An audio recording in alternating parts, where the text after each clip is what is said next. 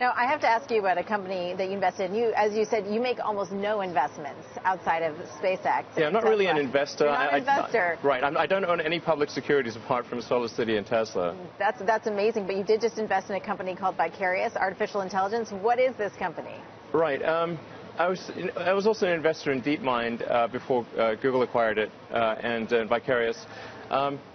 Mostly, I sort of want to. It's not from the standpoint of actually trying to make any investment return. It's really. I'd like to just keep an eye on what's going on with artificial intelligence. I think there's potentially a dangerous outcome there, and we need to. Dangerous. Potentially, yes. How so? I mean, there's been movies about this, like Terminator. Yes, but movies are. Even if that's the case, what do you do about it? I mean, what dangers do you see that you can actually do something about? I don't know. Well, why did you invest in Vicarious? What exactly does Vicarious do? What do you see it doing down the line? Well, I mean, the Vicarious refers to it as recursive cortical networks, essentially emulating the human brain. Yeah,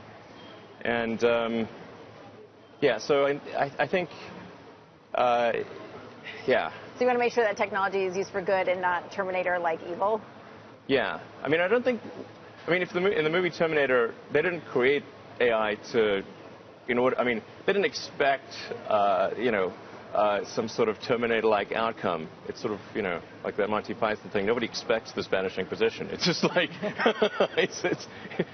but you got to be careful. So you want to make sure that. But here's the irony. I mean, the man who's responsible for some of the most advanced technology in this country is worried about the advances in technology that you're aware of.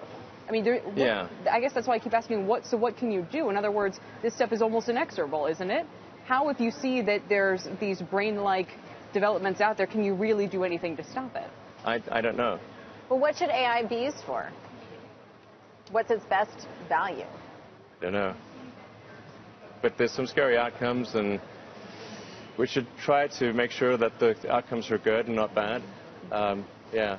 Or escape to Mars if there's no other option. The AI will chase us there pretty quickly. Oh, God. So what else is in the Elon Musk notebook? What's the latest with the Hyperloop? I understand that there are some companies that are forming to try to make the Hyperloop happen, and I encourage them. I think that's great. I'm super focused on Tesla and SpaceX, and to a small amount on SolarCity, so that basically completely uses up my brain. And then, but I hope that something happens with the Hyperloop. And if nothing happens with it, then I'll probably do something down the road and try to make it happen. And you said once you get Tesla to a certain point with an affordable car on the market, you're going to be ready for your next thing. What is the next thing? Well, no, I'm always going to be involved with Tesla. Forever. The only question is whether I will be CEO forever, or at least until I die. So. I'm committed to be CEO of Tesla through volume production of the mass market vehicle, but I will continue to be involved with Tesla as far into the future as I can possibly imagine. The only question is whether I will remain as CEO, say, 5 years from now. That's the only question. And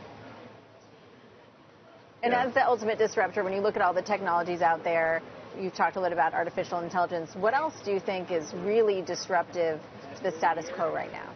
Well, rewriting human genetics, that would be quite disruptive. And are there any companies you would point to that you think are doing a good job or leading the charge?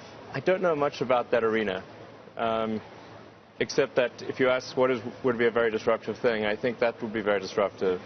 At this point, human lifespan is mostly about old age. It's not about cancer or anything else. It's like if you cure cancer, I think like the average life expectancy would increase from like 2 years. You go from like 80 to 82 or something like that. It's we just have a genetic lifespan. It's kind of like say if you take like a fruit fly and you gave it the best exercise and diet possible and like the perfect life, it's still maybe it'll live like 4 weeks instead of 3 weeks.